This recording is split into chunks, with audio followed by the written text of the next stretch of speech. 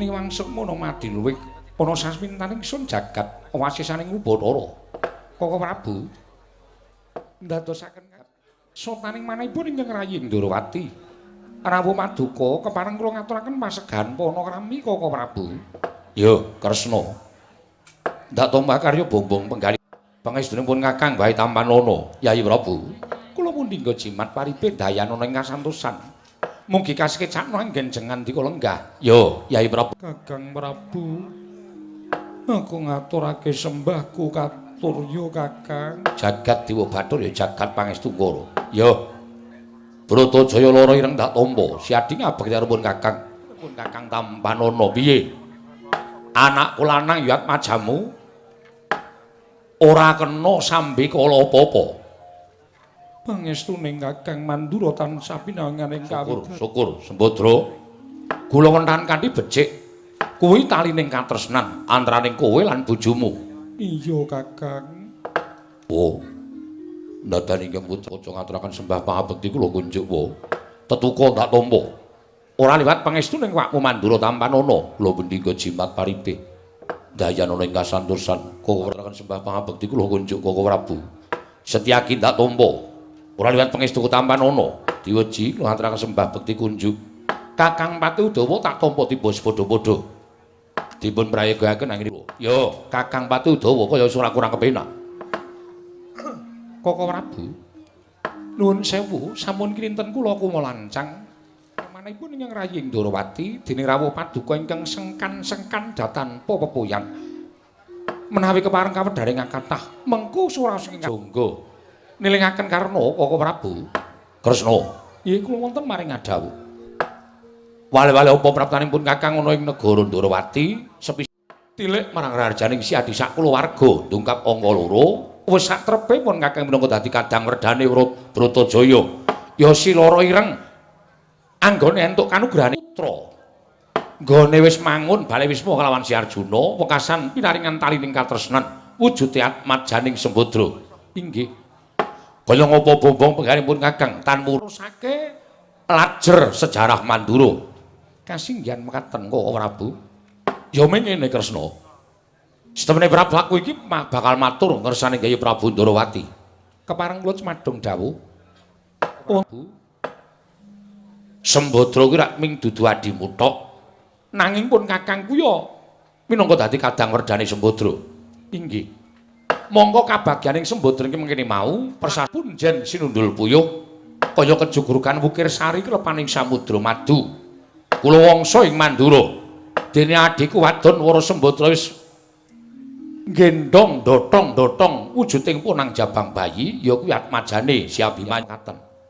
Kabagyan iki mengkene mau aja Si Adhita ing ngrasakake ana aja mung kulawarga Ndrawati yang padha ngrasakake ning tak jaluk kabeh supaya rata. Bratanipun Kakang ana negara Ndrawati yen dikeparengake aku tak mboyong Wara Sembadra lan Si Abimanyu ora ketang dina sarta munggahe sesasi munggahe meneh setahun Wara Sembadra men mapan ana ing negara ing Mandura sebab kabar sing tak tampa dina iki Wara Sembadra nedheng titik ya Permadi. Mula kabagyaning Wara Sembadra nggone momong atmajane ya kuwi Si Abimanyu apa mbok lilani lan mbok keparengake pun Kakang uga bakal ngrasakake wong lawan atmajaku Si Abimanyu marang negara ing Mandura. Koko Prabu. Estunipun kula mboten wantun badhe andhuwa dhateng parang Paduka. Jernyatanipun sumyambak. Namung semanten Purba Wasisa wonten astanipun kadang Paduka pun Bratajaya. Lara ireng. Ngono dawuh mapa Kakang? Prabu Baladewa rawuh ana ing negara Ndrawati ing wigati kepengin ngrasakake kabagyanmu. Kepengin ngrasakake kabagyanmu. Nggone Si Adi wis kagungan putra. Ora kita mung sedhela leganana penggaling supaya Si Adi budal kelawan atmajamu Si Abimanyu mapan sawetara wektu ana ing negara Mandura sinambi ngenteni timbuling ya kuwi Si Permadi ya bojomu Si Janaka Wara Sembadra.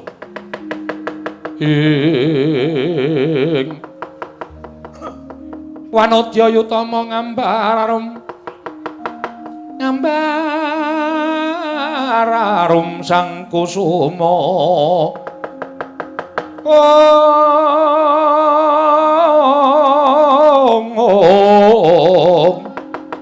Gembrang-gembrang yen ngandika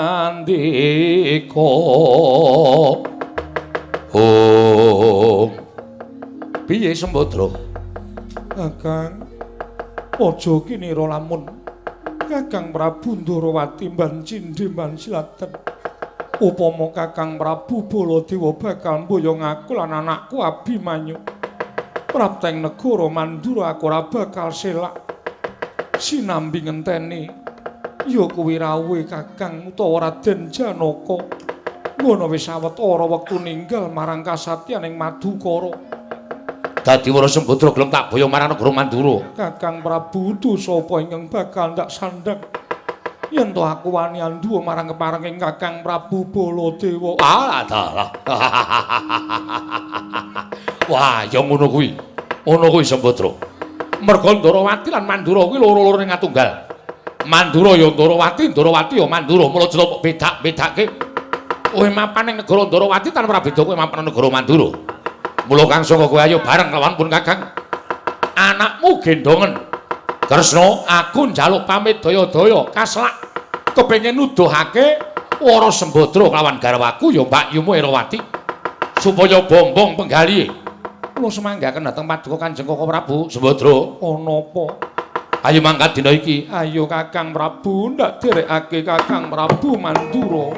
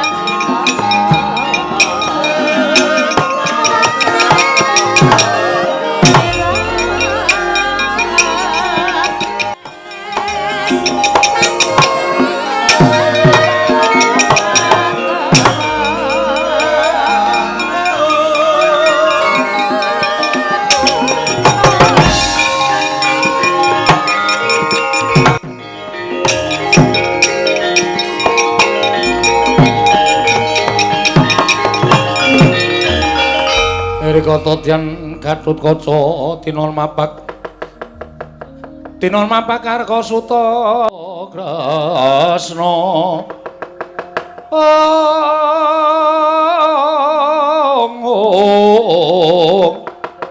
Parto maneher sakti nira ing ujaran lho Gatotkaca wonten timbalan lah kok dadi sajak ora jenak nggonmu ngabiyantara ngersaning wakmu Ndarawati Nuwun sewu kula Cubriya kaliyan Kanjeng Prabu Mandura babar pisan boten.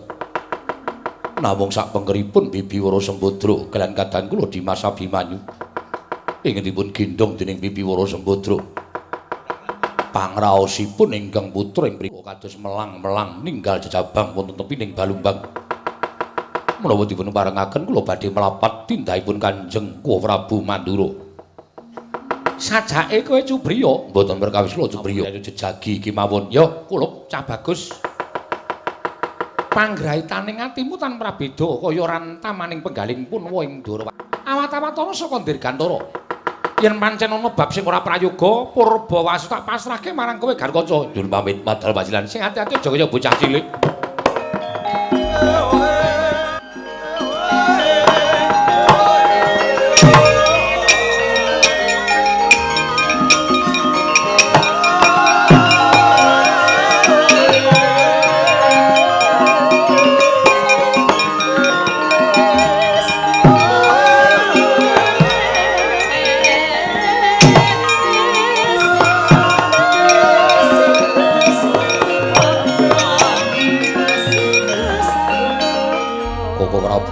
Setyaki, Dori.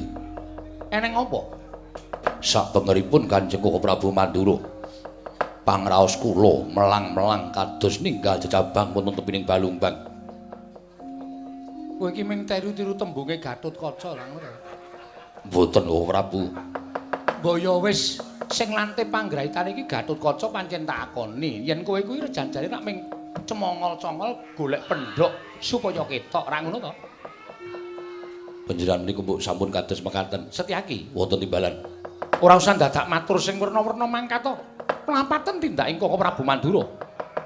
Rasaku ora penak Setyaki. Kula nggih mboten penak. Wis ora usah dadak melu-melu to mangkat to. Nggih, ngestaken dawuh nyuwun pamit madal pasilan. Sing ati-ati aja kaya bocah cilik. Udawa penak ora? Sekeca. Ya wis nek penak nang kono ora usah melu-melu. Ampun ngaten kula badhe ndherekaken Yayi Mas Setyaki. Kanjeng Diweji. Sing ati-ati Kakang Pati Udawa.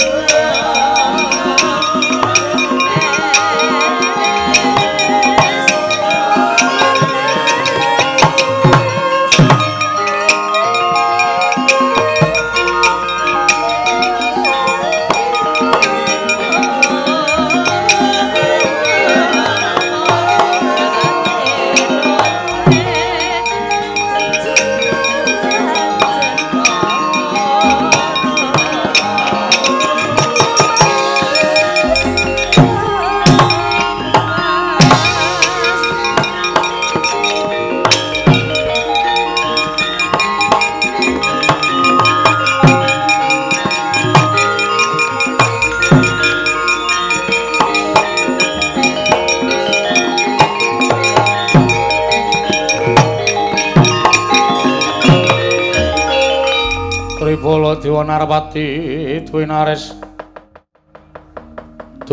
Wara Kresna kalangkung tresnanira marang Jabanon Cinawi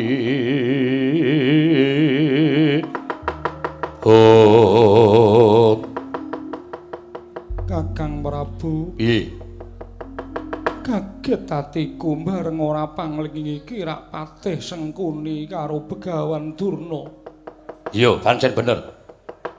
Ngendi kamuduk sekawit bakal mboyong aku neng Praja Mandura lah kok dadi malah ana Sengkuni karo Durna iki karepe kepiye? Kose, para Sembadra, kose, aja kaget. Setemene kowe tak kandhani. Nggon kepengin mboyong kelawan kowe ora kok jumujuk marang negara Mandura.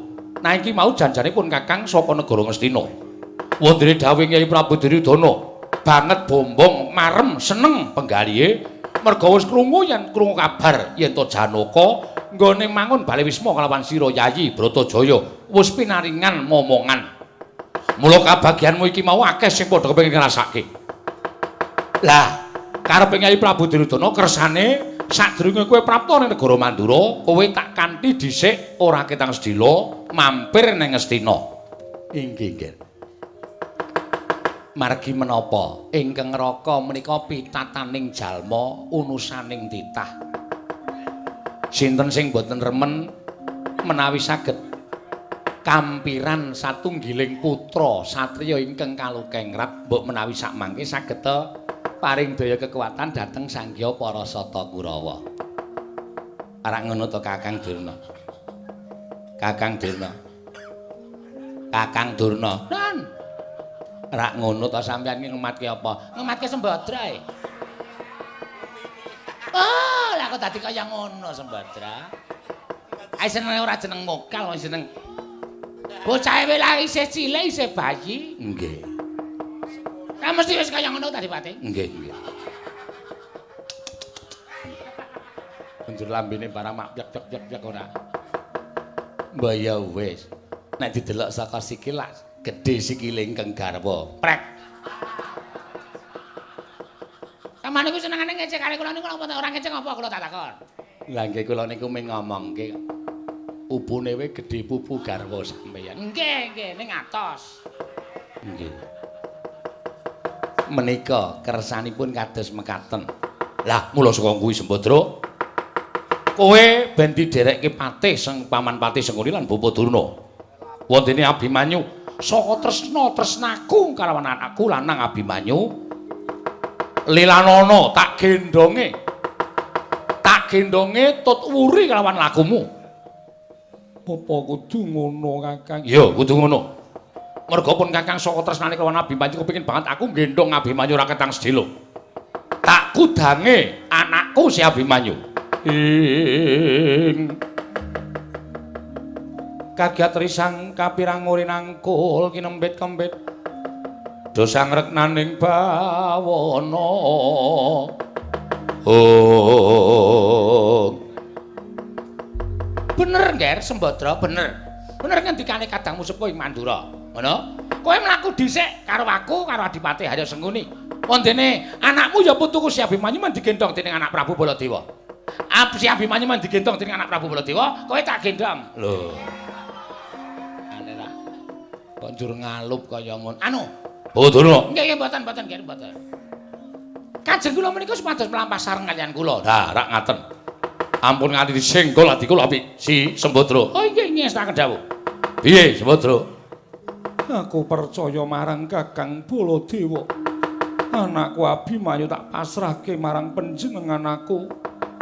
Tak mrate Sengkuni apa dene Begawan Durna. Ya wis kono tak gawane anakmu aja kuwatir. Apa kowe ora percaya karo aku? Ora ana jamak lumrah aku bakal nyengsarake karo anakku dhewe. Abimanyu kuwi getihmu padha karo getihku ora Sembadra.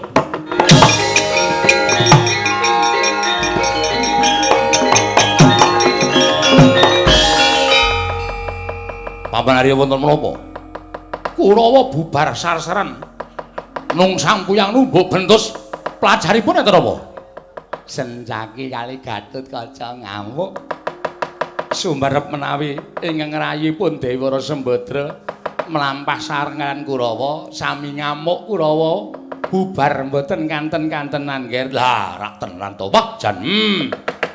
Grewikan dadi grojokan geguyon tali tangisan Pragota. Wonten dawuh Abimanyu gawanen. Nggih. Aja mbok kowe endi-endi ning kowe kudu ngenteni aku. Oh nggih, ngestakaken dawuh. Aku tak nyingkirke Setyaki karo garwa tak kandhanane bocah loro kae. Nggih, katos-atos diwaya.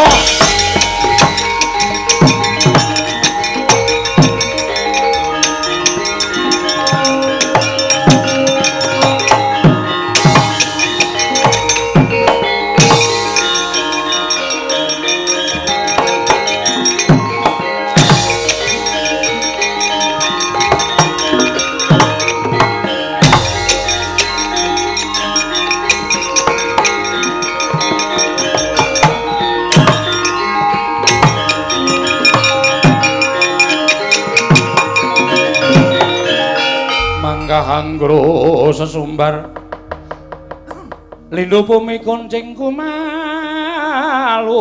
guntur ketup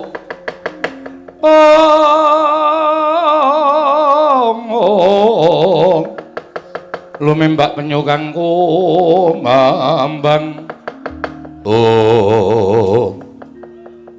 Gatotkaca wonten timbalanmu Setyaki wonten timbalanku Prabu. Sing ngakon ngobrak-abrik Kurawa sapa? Ih, mboten wonten.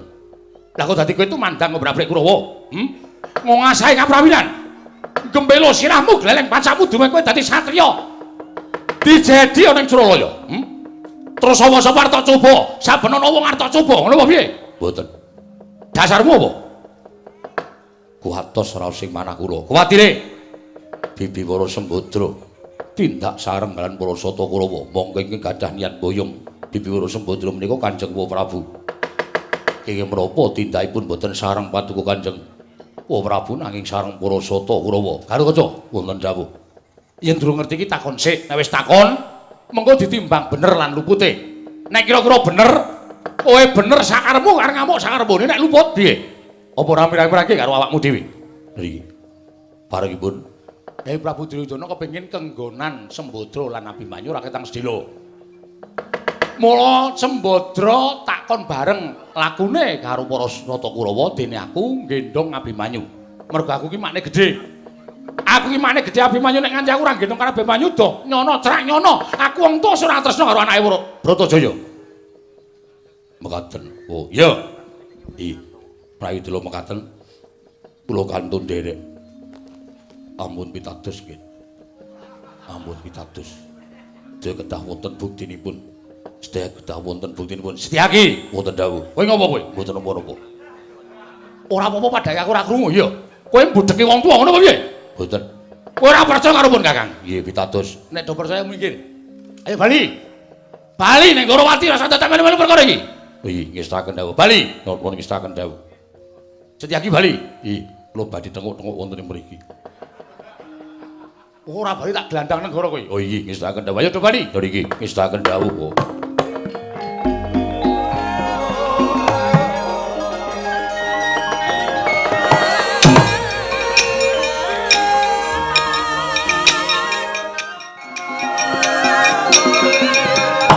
Ayo guys.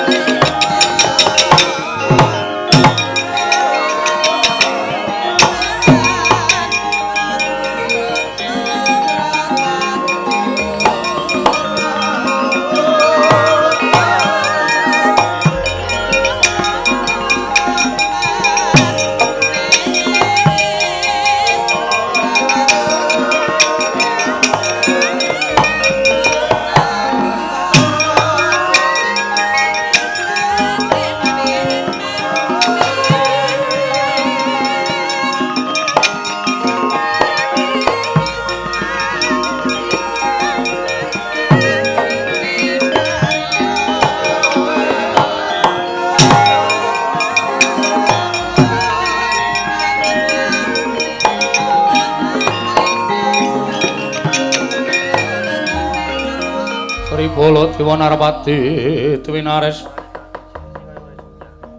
Swara Kresna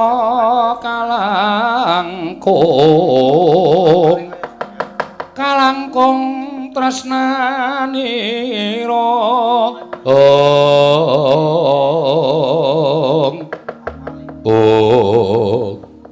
Pragoto wonten dawuh sak gedhagan iki aja cengengesan nggih. Mergo aku arep dawuh wigati karo kowe. Oh nggih. Barengipun Abimanyu wis mbok gendhong. Lah iki sampun wonten mriki. Sajaipun ngupadi ingkang ibu, wong sajaipun klecam-klecem tutukipun sampun kraos salit ngelak bocahipun. Ya wis ben. Perkara ngelak ya wis ben. Nggih. Kuwi menyang Walas. Terus kebarengipun kowe menyang Walas. Iki sawise tekan Ngalas Pragoto wonten dawuh aku kuwi duwe pusaka ning kok ora ana wrangkane pusakaku iki golekno wrangka Pragoto pusakaku iki golekno wrangka sing pantes wrangka sing trep kelawan pusaka iki ya curiga iki yen kowe ora iso golek wrangka curiga iki aja takon dosa bali ning karep aku ora ngaku kowe minangka dadi patih Mandura Pragoto.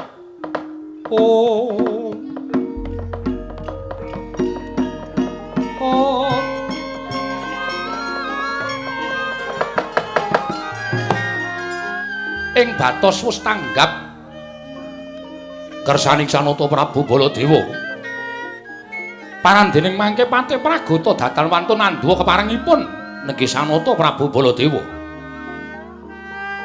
Goreh orongeh penggali rekana patih Pragoto paran marga ngarsa linambahan. Lon-lonan nyandak punang curiga ingkang Prabu Baladewa. Tiwah semere saking ngajanganipun Nata Mandura Prabu Baladewa. Lumampah manjing wana dupi wis tebih saking Nata Mandura.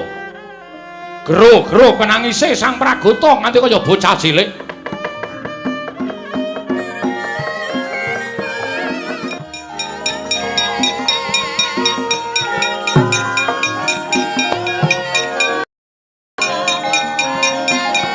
Inggih, sinuwun.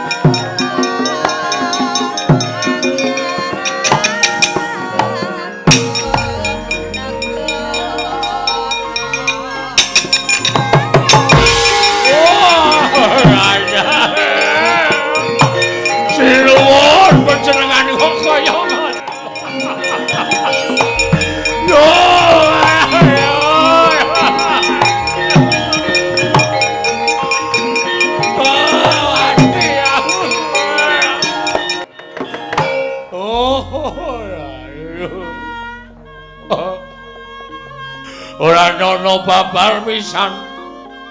Lah kok dadi aku nun mula lakon sing kaya ngene Laguta. Yen kowe abot karo kewajiban kowe ninggal marang tabeting rasa kamanungsan ning nek ora tok tindakake gunane apa nggonmu dadi patih ora mastuti marang dawuhing Nalendra. Oh, Den kula mboten mentala, Den.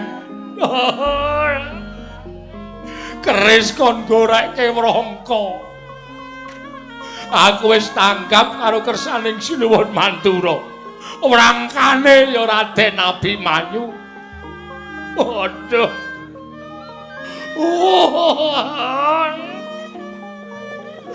Wah! Wah, ora bakal mentolo. Sampeyan kula tinggal teng mriki.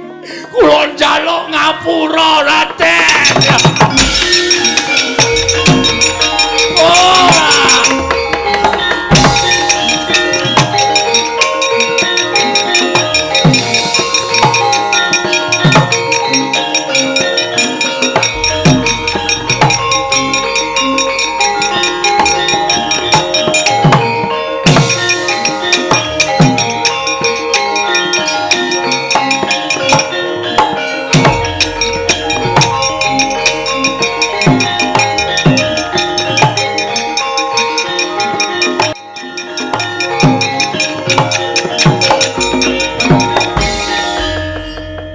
Pundi nggih kula cumadung dawuh. Oh, das pundi nggih. Lho, ingkang putra pundi? Jumbuh kangenipun Bapa Durna. Jumbuh kangenipun Bapa ing Sokalima, anak kula Abimanyu kula titipke Praguta. Praguta kula paringi pusaka. Lan kula dawuhi supaya golek wrangkaning pusaka. Mesine Praguta wis tanggap. Niku sasmitaning Nalendra sing dawuh supaya merjaya dhateng sinten kemawon. Mboten sampean kok seneng banget mergane napa? Amanu sama jenis Sembadra mboten gadahi anak melih. Janaka mongko lunga. Buresrawa sida gelem ora nggih? Lho. Niat sampean pripun? Lho nek Buresrawa mboten gelem niku kula samata ing gati sawaga ing diri. Tuwekan ora nyebut ora. Ayu ya ayu ngomah. Tak sekop cengelmu lho, Dik. Suwe-suwe kok nganyelke lho. Anggere omongan kamu nyenggol wong omah. Ayu elek ya ben. Nggih, nggih. Boduna. Wonten dawuh. Paman Arya, wonten dawuh. Pun kasembadan panjangkanipun ingkang putra pun Baladewa. samangke saged nuruti dhateng kadang kula pun Burisrawa. Ah inggih nggih mbok menawi dados kabagyan ingkang rayipun Burisrawa. Nggih, mawon.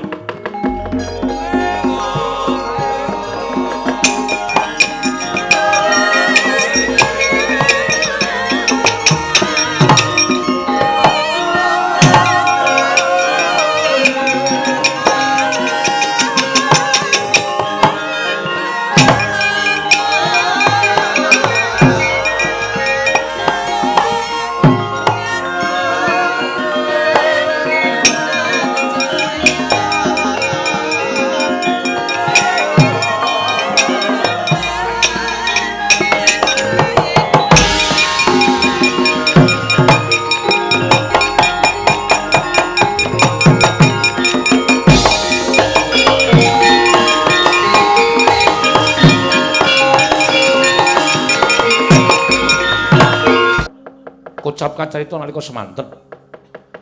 Dian Sumitra wis nganti sanggrepan punakawan medal saking tlatah Karang Kadempel manjing tengahing wana. Kendel sawetawis jibeg bebeke ngalih nenggih Sang Nayantaka mulat pangandikanipun nenggih Raden Sumitra. Ing ceta anggadhahi raos was kuwatir dhateng kawontenanipun ingkang Bendara nenggih Raden Abimanyu. Kedadak samya mireng tangising lare saking salebeting wana. Satemah kaget kadra wekasan sangga para panakawan mangono pangudaswaraning Lurah Semar Badranaya. Petra, pripun? Kowe krungu apa? Reng, kowe krungu apa, Reng? Aku ora krungu apa-apa iki. Gong kowe krungu apa? Sik, do meneng sik. Nek Semar omong ki ra do omong kabeh. Dirungokke. Apa sing dirungokke bapak ki padhe kudune mesti krungu. Ha iya, meneng-meneng. Meneng Semar. Iya, dirungokke sing tenanan.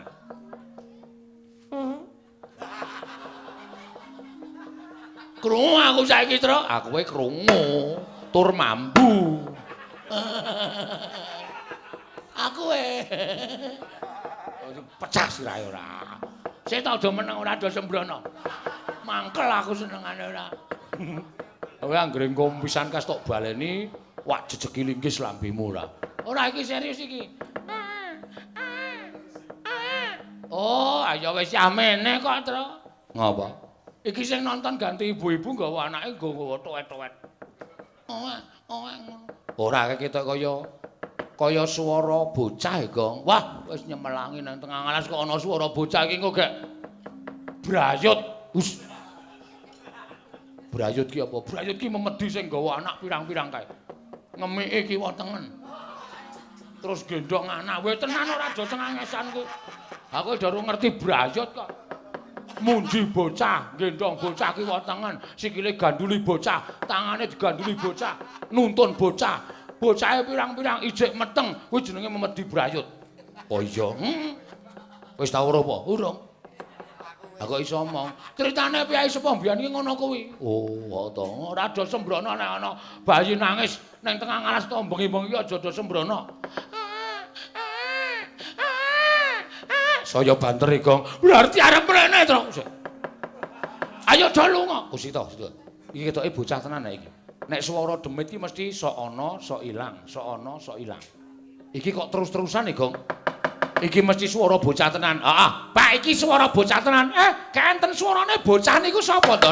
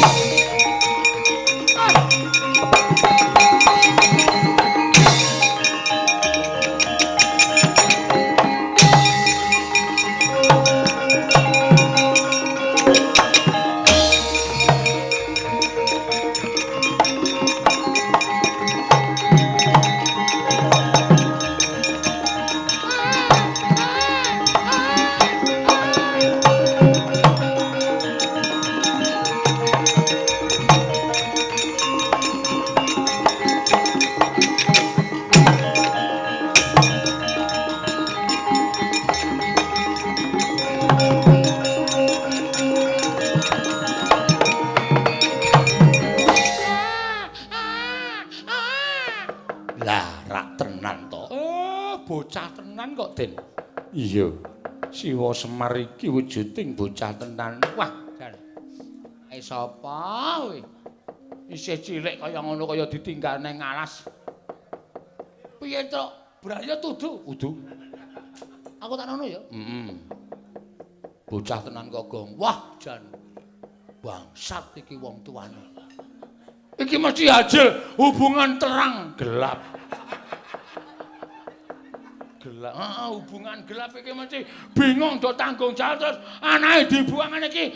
Wah, wis dosane nglekepe nae tok. Nek ana kaya ngene iki do ora gelem tanggung jawab, jan wis menungsa apa? Ponokawan Petro. Dalem, Den. Iki sapa titipriksanen? Aku sing pinter nitik kok. Lho. Lah iki Kang Raka Ndara Abimanyu ngoten lho, Ndara. Oh.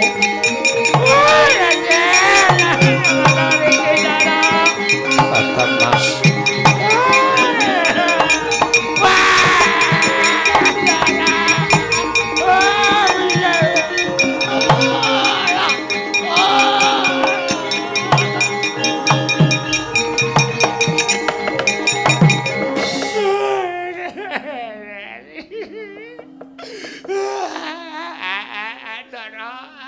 Jenengan kok teng mriki. Kakang Mas, panjenengan kenging menapa? Impen sampeyan.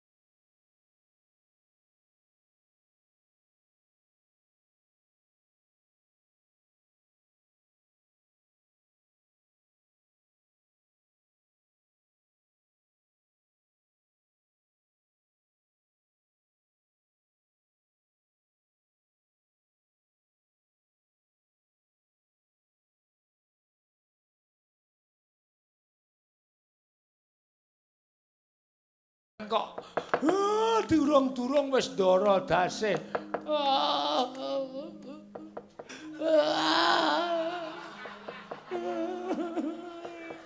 Alah ndara sampean boten siram pinten dinten. Ampunipun kok ngantos kaya ngoten. Bocah iki nek esuk ki nang mripate ora tau melek. Sing tok rungkep iki sapa? Alah Gus, walah.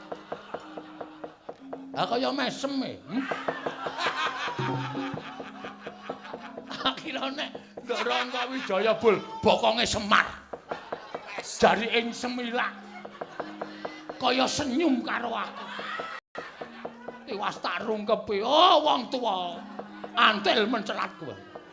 Sesuk nanging nggo sarung ki sing lobok. Sarung cupet nggo sarungan.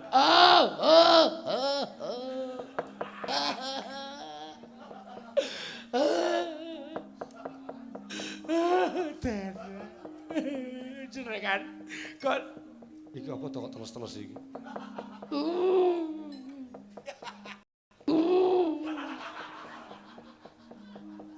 Kok tas. Nang ndi kok salah to aku. Wis asah metu wae. Kakang Mas panjenengan kenging menapa?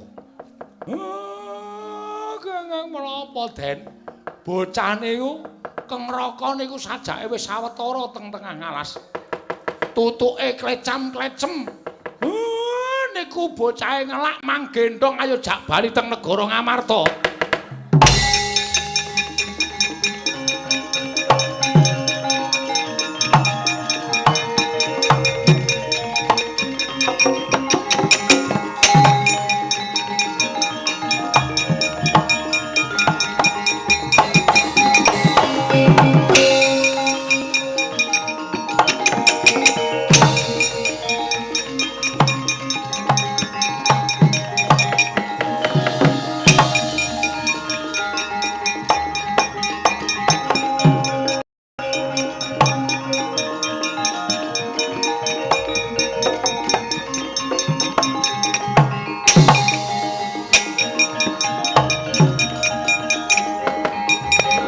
nyata laruta saking kutha Sanggara kula yen tandulusa amangku sang Tyauta Manalendra muda wonten sawenehing jejaka ingkang ngaglatengahing wana nenggih menika ta warnane sadra saking gisiking samudra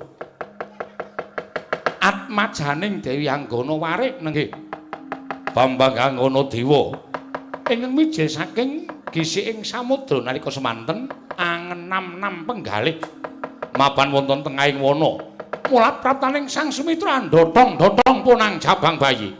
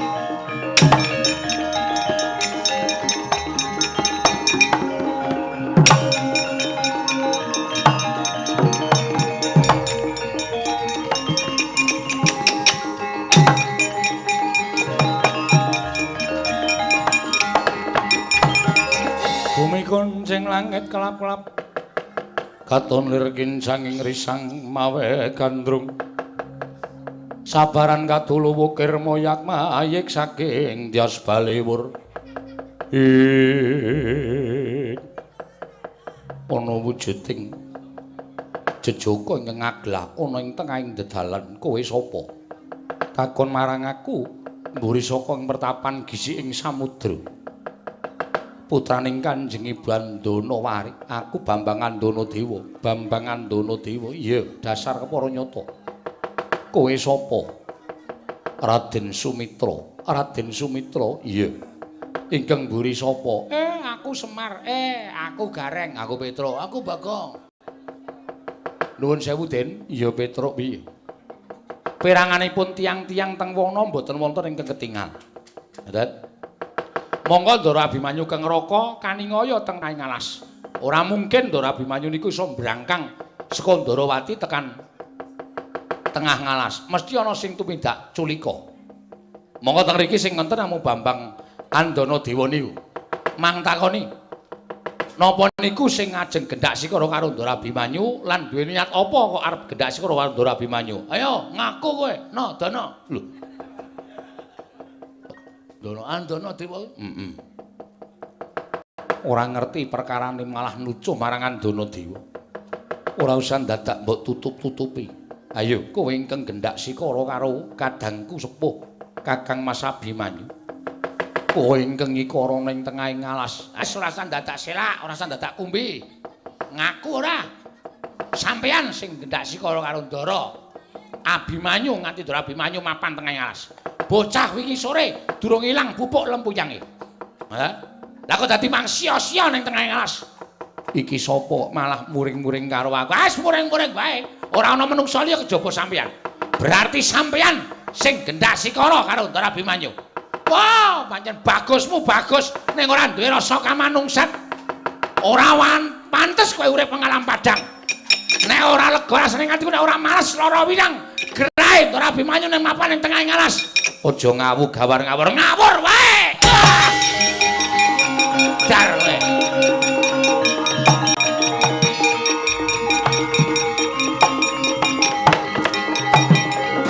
Ben sisan wae pokoke anggere ana wong ketok tak salahke. Omonganku ya, Tru. Ha iya. Ndara Abimanyu nganti nangis, nganti kaya entek luwe mripate nganti mentrul-mentrul kaya ngono kuwi. Apa, Tru? Mentul-mentul.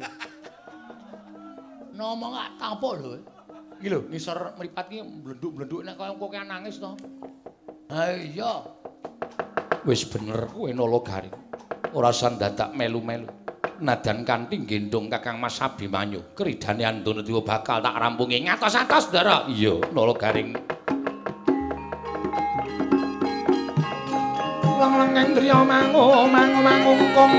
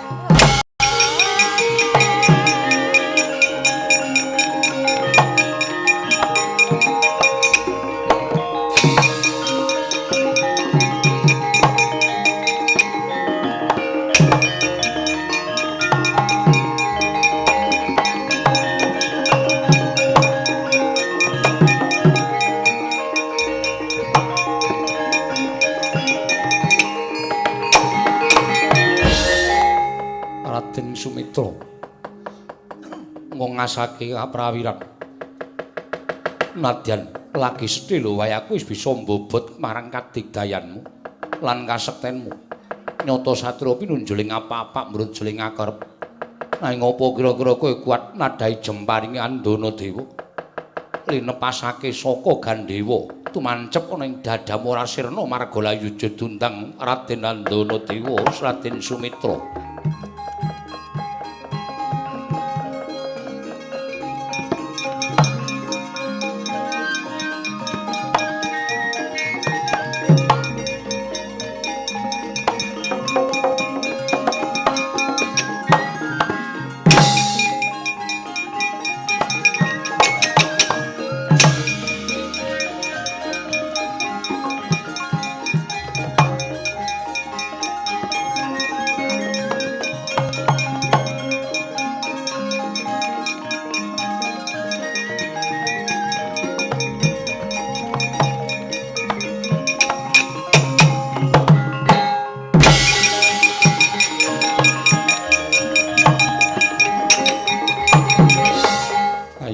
Suramrata Jayamrata imbang yen padha-padha ora tuwama dadane Sumitra jemparingmu iso gawe babak kulitku aku meguru karo kowe Kakang Mas Abimanyu Kakang Mas oh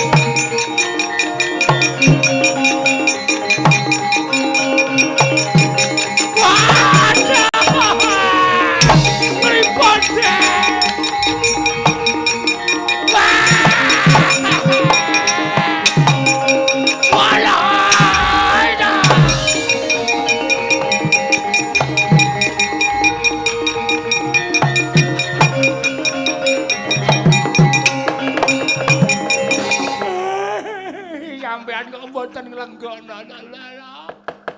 Sampeyan dilepasi panah ora apa-apa. Lha kok jebul panahe temancep nang gigire Ndara Abimanyu. Ludira sumembur kados mekaten. Kakang Mas, kula mboten mangertos. Gana dewa kowe mateni cah cilik kowe.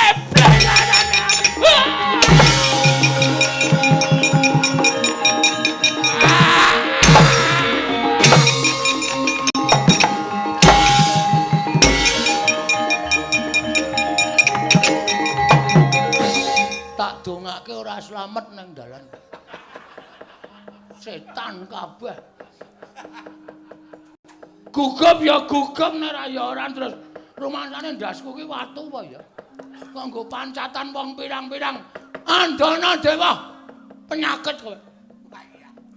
Kowe ngeculke panah durung iso manah ki aja sok manah. Sing tok. Apa jenenge kuwi? Sing tok panah karepmu. Ndara Semitra, ning ngerti ya, kena gegere Ndara Abimanyu.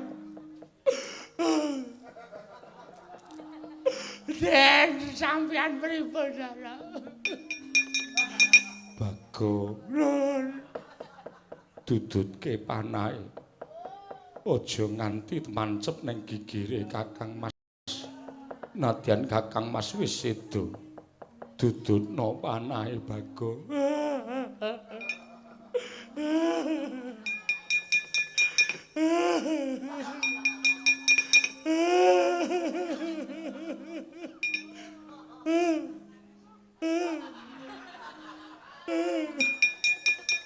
Nek dudut gek dut ngono. Aja dientul-entul ndak Kakang Mas malah kloso lara.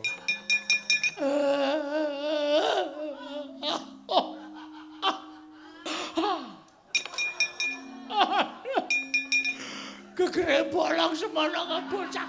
Gegere bolong kok kon ora tekan ning pati. Andana dewa, amuk legane atiku kowe.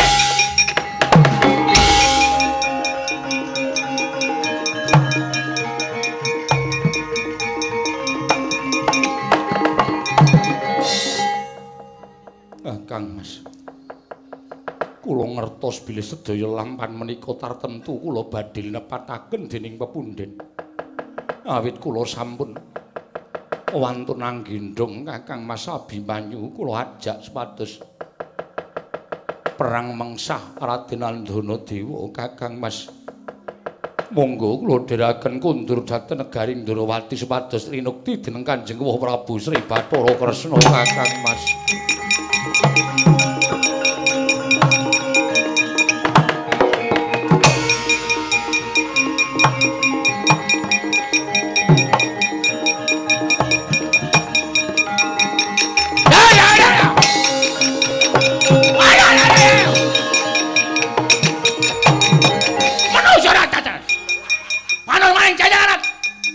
Iki sapa? Bature Ndara Sumitra. Nek iso manah ya aja manah. Ngerti ora kowe manah kena sapa nyok? Sing tak tibani Raden Sumitra. Wah! Mudier. Setan. Panahmu ora kena Ndara Sumitra. Ning kena Ndara Abimanyu. Salahe bocah wingi sore digendhong dijak perang.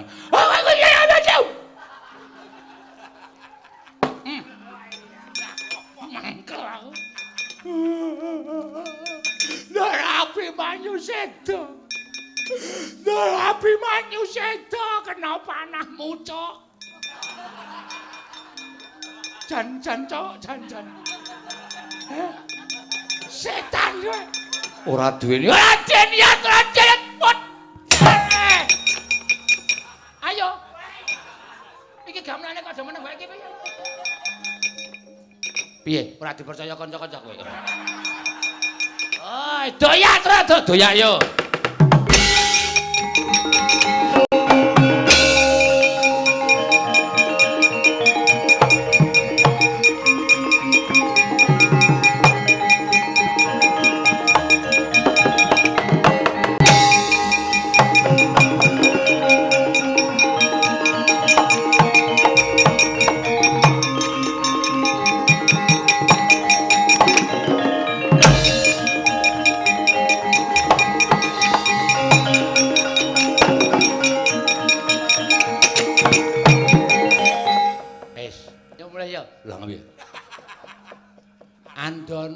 dewa nyemplung segara.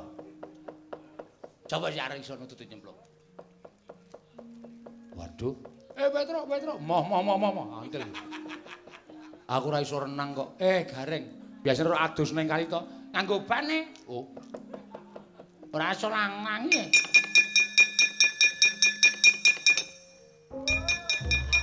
Oh, kae malah wong sing tememan ngono kae.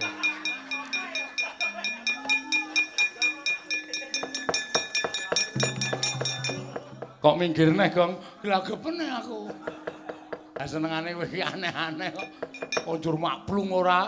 Petro. Gareng Bagong ora ngrampungi perkara. Sedane Ndarama Abimanyu ditotoi patine awake dhewe. Wes.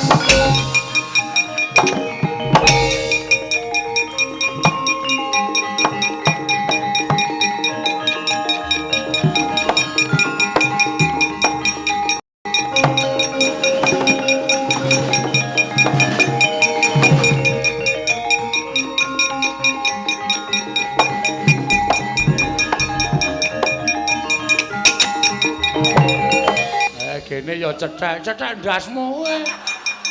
Kowe njaluk pundi aku kowe. Aku sing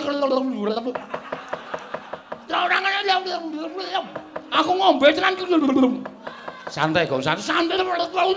Wah, ora usah mbegan tenan, Tru. Wis gonggong ora dikul. Ora diklekarke kok. Niki jenenge Ade.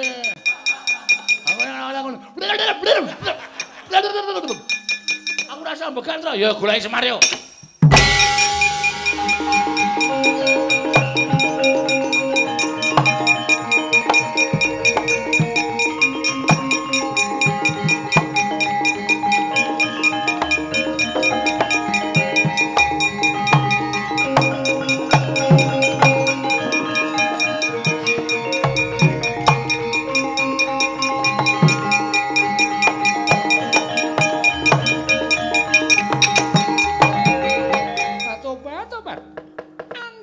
Dewan aku cah bagus ya gene.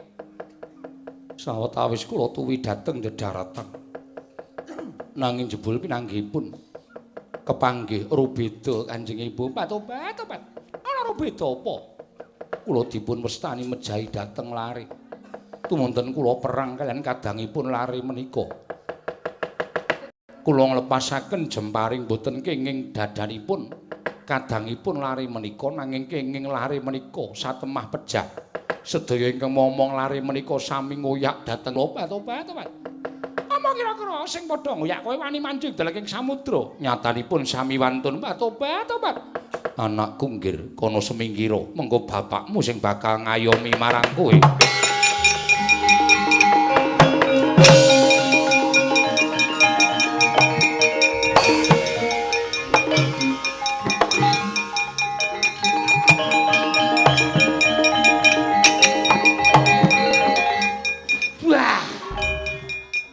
Jero segara kok ana gua apik banget kene, Pak.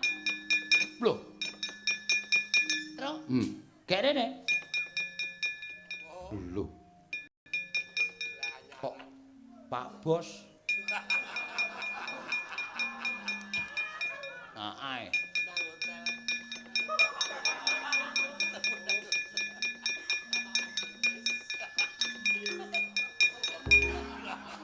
Bagong kae ngopo wis ora ana banyune kok glelenge ra jam.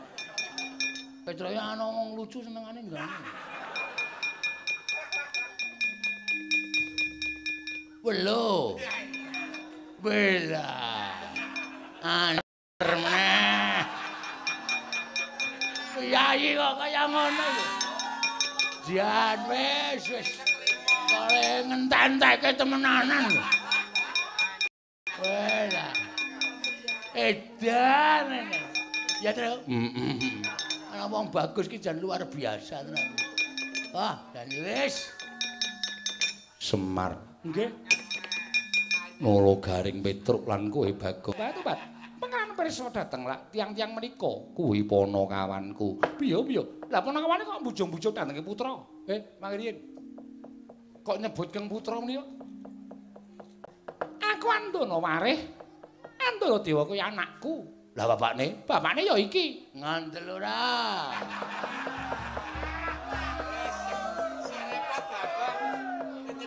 Jan. Nang ana trit nang kene trit. Telotak. Mbok ya semen iki ya ngopo ngono lho. Apa senengane ora? Ono apa Semar? Sampeyan nek kula kandhani mesti mengke muntap. Nek ngantos muntap sing mandukani putra sampeyan. Anakku sapa? Andana Dewa. Sebabe Kula caos diprisa nggih, Den. Kang putra Ndara Abimanyu Niku kula temokke teng alas. Mboten. Kula temokke teng alas. Lah banjur Ndara Abimanyu kula temokke teng alas sing nemokke kali Ndara Sumitra. Lah terus pinanggih kalian Kang putra Ndara Andana Dewa. Nganti selin surup, selin surup. Dadi perang. Kok Kang putra nglepaske panah. Ora kena Ndara Sumitra, ning kena Ndara Abimanyu. Lho. Lah anakku piye? Ndara Abimanyu seda, Ndara.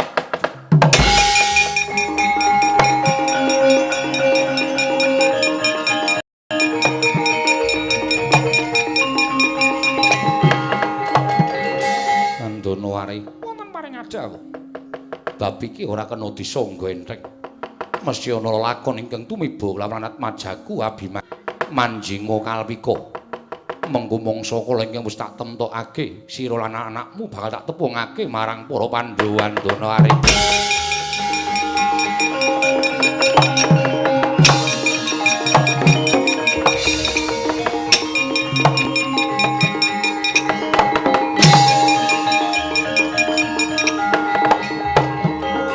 Kelepat tenan ora?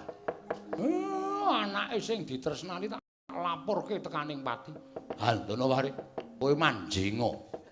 Kalpika karo anakmu mengko mangsa kala tak tepungke karo kulawargaku. Enggak aku sing ditepungke aku ora setuju. Ya iya. Maksude piye maksude? Maksude ngene lho, Ndra. Nek Ndara Janaka ki nempungke Andana Warih karo Andana Dewa ki garwa lan anake aku ora setuju. Oh. Aku pokoke iki setuju Ndara Janaka ki mengentuk Ndara Abimanyu. Anu sembod. Anak-anak Ndara Abimanyu wis titik kuwi. Ndara Srikandi, Aku jane ora pathok-pathok. Larasati, Ora cocok.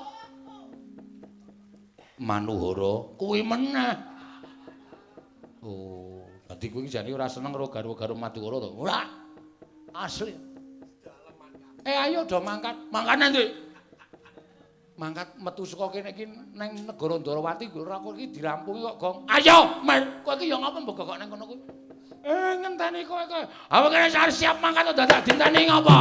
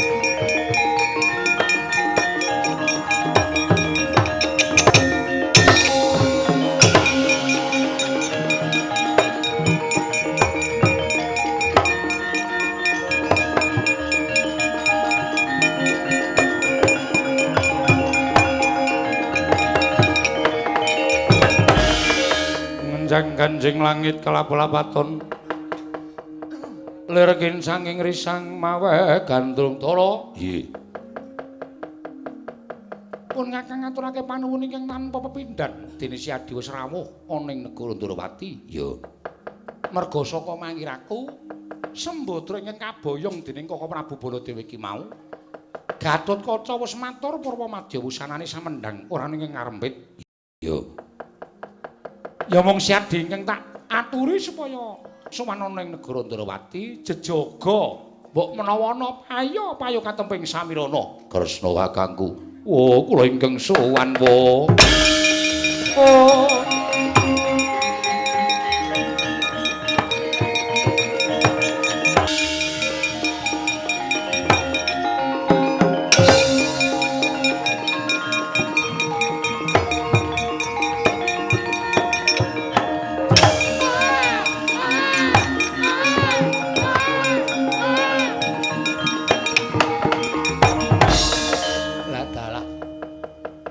Durung titi wancine Abimanyu kudu bali marang panguwasaning Gusti Sumitra.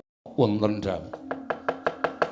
Kakangmu iki mongen yen lagi ngelak mongko ibune lagi ora ana. Coba to, jajal omben ana banyu sendang kae ora katon salit si Abimanyu. Ngestaken dawuh. Wo.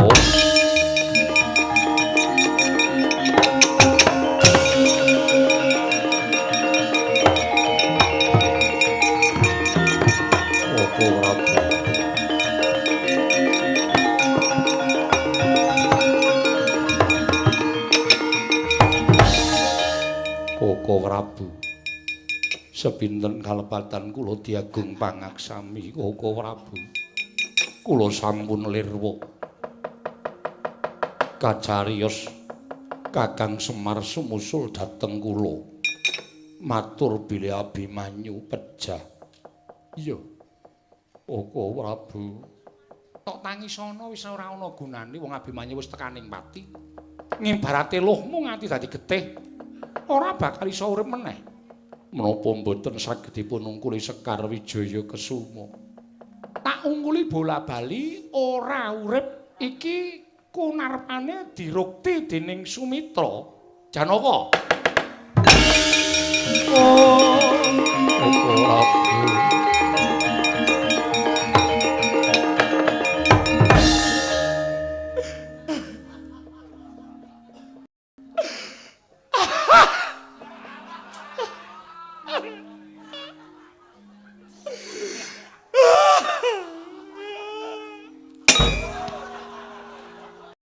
Ngapa to kowe iki ngapa ya? Kowe iki ngapa kowe iki? Oh, sedhe kok dituthuk. Ndara Kresna paring dawuh nek wis diungklik kembang kula bali ora urip.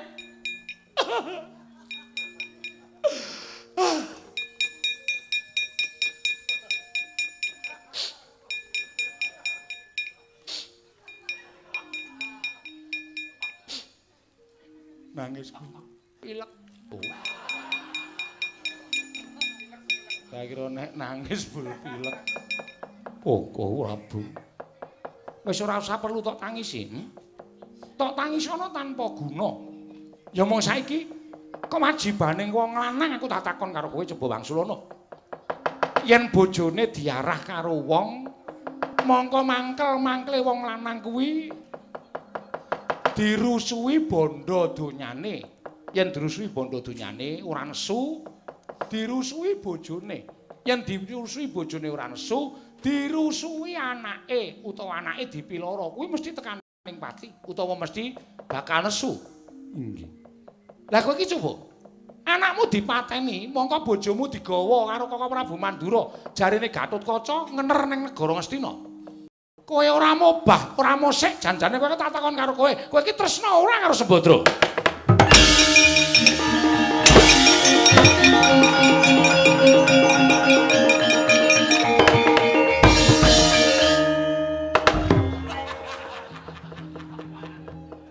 Petruk ki ya ngapa nyuwuk barang ki ya ngapa lho.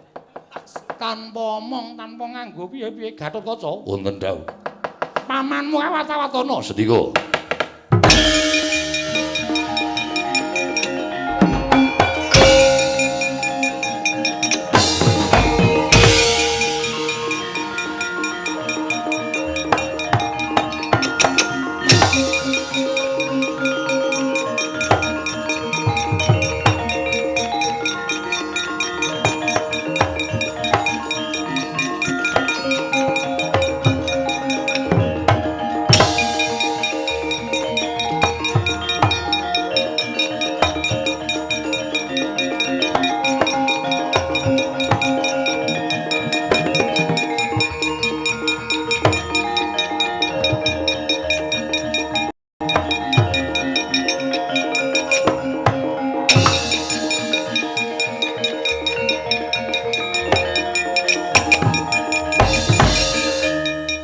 Ing Astina Maha Prabu Duryudana alona ngandika harining Sunawrekudara Mbadra ana dawuhmu apa sinuwun aku ngaturake panuwun ingkang tanpa pepindhan dene panjalukku lawan Koko Prabu Baladewa dipinangkani ora ketang sedhela tak suwun lerma ning negara Ngastina supaya mimbuhi marang kekuataning wong Ngastina sarta ngempel kanugrahan ingkang wis digawa dening Atmajamu.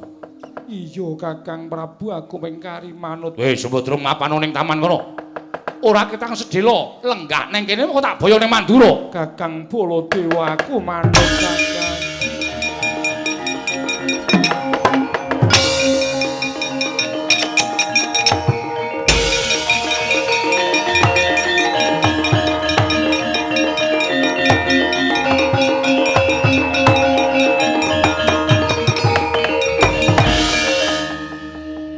Kaya Janaka dasar kepara nyata. Lho, Yayi. Siadi ora basa arepun Kakang ora nganggo tata krama. Janaka, aja kaya bocah cilik. Lah kok dadi nungkak krama karo Yayi Prabu Duryudana. Siadi kuwi kalah tuwa. Siadi kudune nganggo tata krama. Ora perlu nganggo tata krama. Aku nganggo tata krama yen to gedhoane menungsa Ngastina. Apa tumon ing atase Nalindra-gung Binathara, Ratu Ngastina, Ratu Mandura. Mentala misahke katresnane adine dhewe. Rawe-rawe rantas malang-malang bakal tak utung sapa ora menehke bojoku. Ayo sapa sing kepengin tanding karo Janaka? Adalah. Wah, adalah. Wah.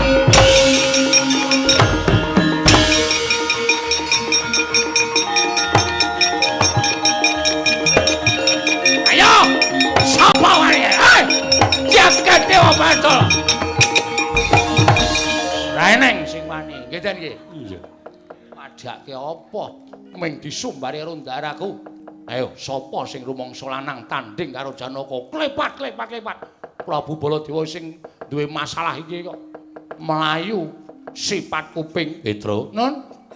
Sembadra menyang endi bendaramu? Kula ceke.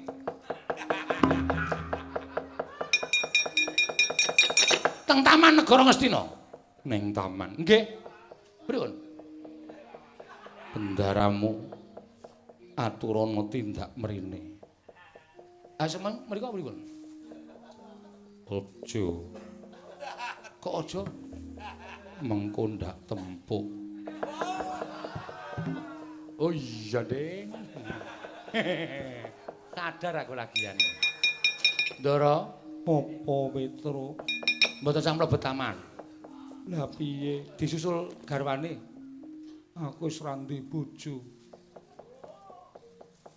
Lah Ndara Janaka anake cilik malah ditinggal lunga. Tanggung jawabe wong lanang kepiye? Nggih. Lah iya. Tiwas duwe bojo bagus ning gerus ning ati. Nggih, nek dipikir ya ngoten niku. Iya. Wong duwe bojo elek ning tresna karo wong wadon ki malah nglelemu awak. Oh nggih. Kula niku karo bojoku ora tau kok kula niku sia-sia. Tresna banget. Upama lho niki. Upama lho niki ming crita to mbane wong ra omong gitu. Iya. Mun sampean niku kali kula niku wah. Ndara Abimanyu niku sampean niku ora perlu gendong, ora perlu meneng-neng, ora perlu ngateni popok. Kula sing ngateni popok kabeh pekerjaan rumah kula sing ngrampungke. Lah ya ngono kuwi bojo sing tak karepake. Nggih. Mane bagus ning gerus. Iya. Ning Ndara Janaka niku tresna sampean karo sampean niku tresna banget Ndara Janaka asli. Nika bojo sing tresna karo wong wadon. Kuwi mau omongan apa, Petra? Boten omong napa-napa. Padake aku ora krungu.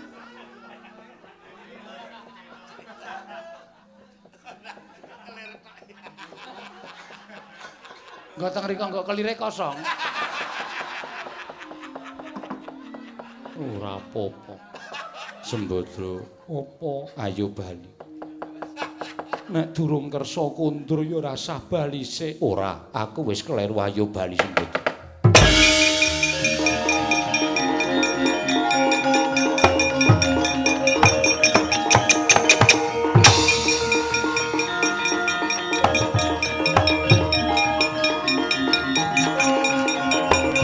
kasida, kasida.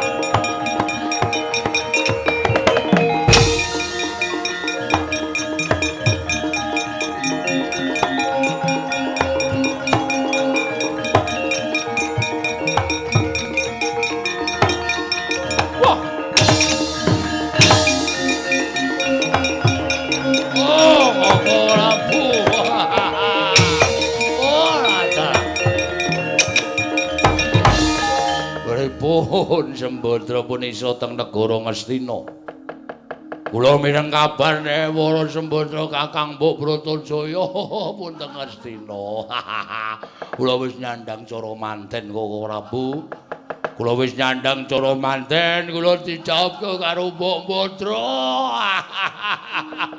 Dijawabke karo Mbok Badra, Prabu. Burisrawa. Kula usik. Nggih, pun mboten kuat nika. Oh, kula pengen rabi. Yo. Ning sawangen. Sembadra jane wis prape negara Ngastina. Abimanyu wis tekaning pati. Lah kok jebul Janaka nyusul ning negara Ngastina? Lah, gagal maning son. Gagal maning son. Ora buktasaken ngrebataken Wara Sembadra, kula kepengin cawab karo swara. Hei, Janaka! Janaka adikku mbok gawe ndi Janaka?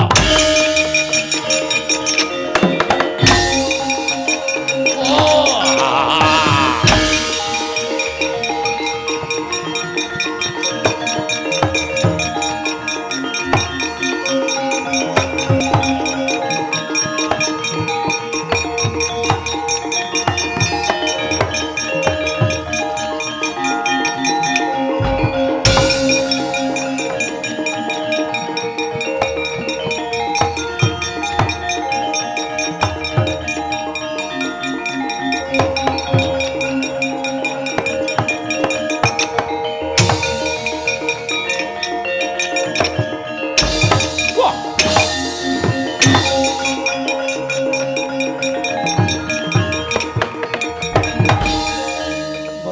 Babar pisan jebul wonten wewadi ingkang siningit wonten penggalih paduka.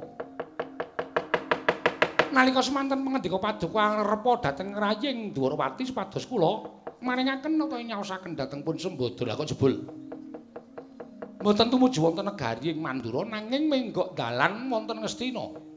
Ancasipun kados pundi? Yo, pancen tak jarak. Mergo aku tinengesan ing Si Burisrawa. Nggone gandrung-gandrung kapiranku lawan para Sembadra.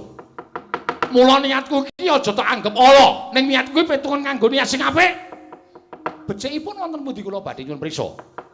Sembadra iki tadi bojone Janaka ki ngros atine. Janaka ki seminggu ning omah, 4 taun minggat.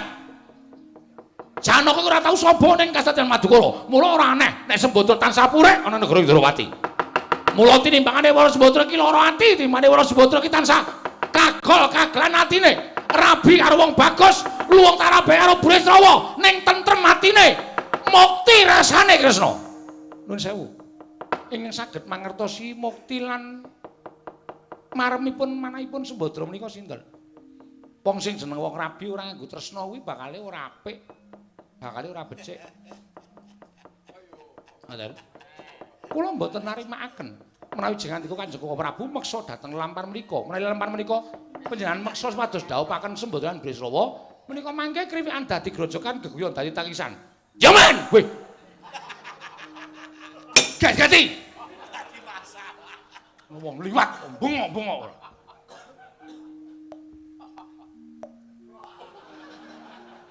Deg-degan. Itu Petro ngomong teng, Bang.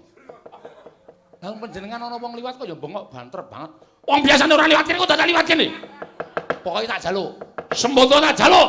Menawi mboten maringaken, ora tas malah tak putung. Ora ana teng Kadang Taruna karo Kadang Reja. Kresna tanggep mungsuhe Baladewa.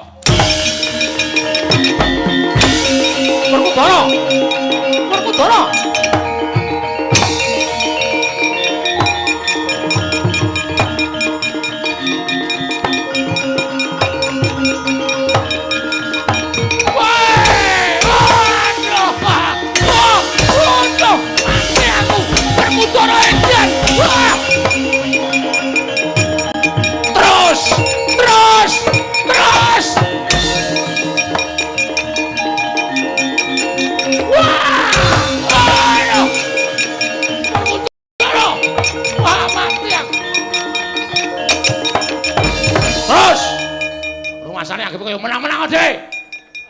Wong wis bojo arep dijaluk sing wedok karepe piye? Terus Den, mutar. Eleke ora. Dak dadamu iki dadane. Oh, kampungmu kapan kowe? Anggepe sak penake dhewe ora. Sapa-sapa arep dikalake, sapa arep dikalake. Apa rumahmu Ndara wedi karo sampean? Ngono. Pakartimu sing kaya ngene iki Ndara Abimanyu sing bocah iki sore kesempet ing Aradan. Paham? Sing kenceng, Den. Ayo, mutar. Mutar kowe. Anggepe apa? Lho ki Den mesakake. Niki keng raka. Kadang werda. Menclacele. Hei. Ana adine. Sopo? Iki lho.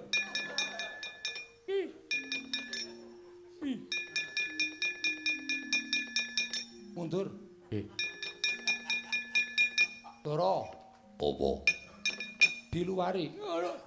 Ayo ora sampekan aku. Ora sampekan. Oksigen mau piye? Hus.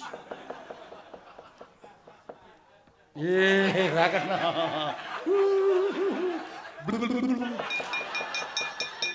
Asu apa itu?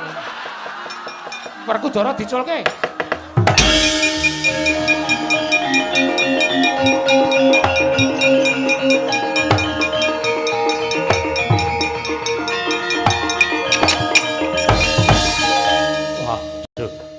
Wah, mati ya. Werkudara. Wah, molong gantang pun Kakang tanpa dinawi wektu ditendangi sak penake dhewe. Upama dudu Baladewa tekaning pati ki mau. Den. Rasake. Kapok ora? Iya, aku kapok. Pak Prabu dos pundi?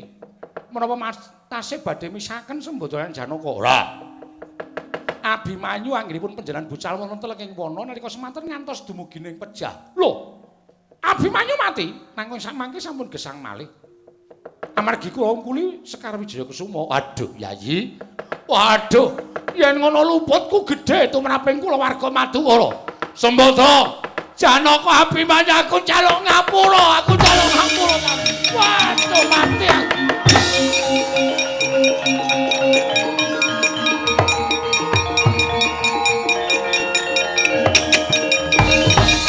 Wedan, lho. Kaya menapa? Lawange ditutup karo Petro.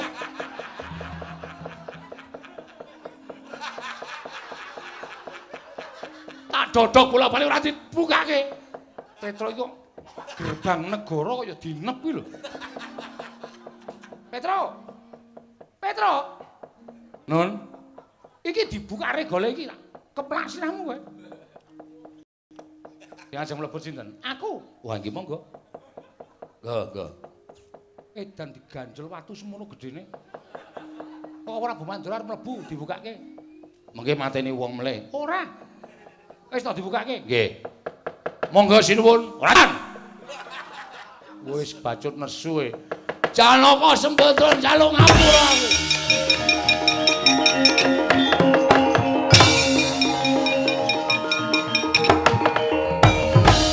Dara, yo ngestoke dawuh. Burisrawa ora gelem bali sak Korawamu tak gawe sungsang bawana balik.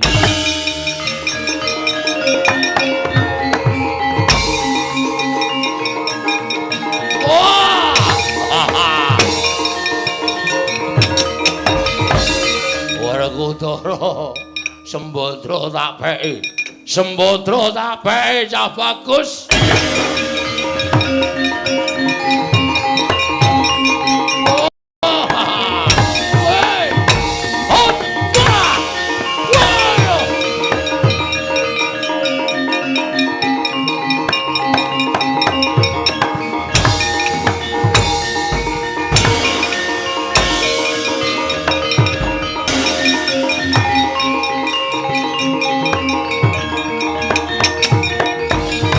Arsa madangi jagat tuk munguk-munguk paneng sapucaking wukir marebak bangsu mirat keneng soroting surya mega lan gunung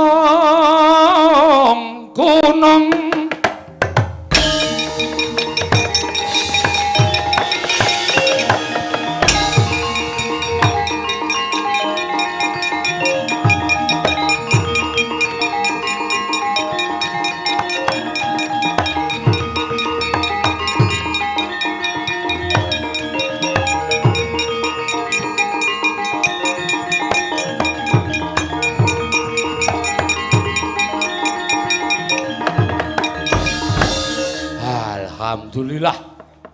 Pun paripurna purwa madya wusana. Mboten wonten alangan sedaya. Lancar rancak ngantos paripurna nggih Den. Ya. Lampaning ringgit purwa menika sayekti minarya Karca Benggala ingkang sae monggo. Sageta kinarya sangu anggenipun napaki jantraning gesang ingkang awon dipun bucal ingkang tebih. Ya Semar. Sura Sudra Jani ingkang ret suwah brasta kaping olah Darmastuti rahing samya makarya rayung samya pinanggih. Kula sarencang gedonga muga-muga laring dipun supitaken sageta dados laring ingkang soleh lan tansah saged mikul dhuwur mendhem jero dhateng tiyang sepuh Ndara.